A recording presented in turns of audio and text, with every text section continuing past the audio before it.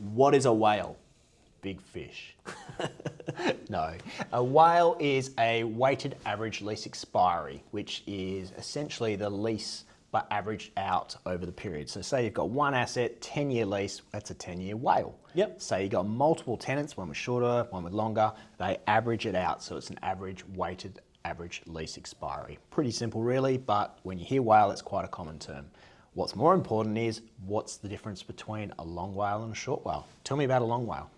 So I think a long WALE basically gives you security of the income coming forward. So if you have a 10-year WALE, that means there's 10 years where there's a contract where that tenant has to keep paying you rent, which gives you a degree of security about what's coming next. However, long WALE isn't always better, because sometimes if you have a long WALE that, let's say, is increasing at 3% per annum, but the market rate for rents is going up at 10% per annum, you get under-rented, which means the asset is generating you less money than it possibly could. So sometimes shorter isn't always as bad as people think.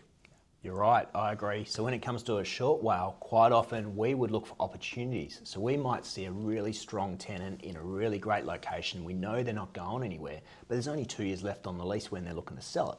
And so quite often we might get a real bonus and buy it for a really cheap price purely because there's only 2 years left on that lease. By buying it at that cheap WALE, then we can release on for a longer WALE, which would then in turn improve the value of the asset. So don't be scared when you look at a short WALE either. Just matters about the situation, I guess, and getting it right. Always look at the story.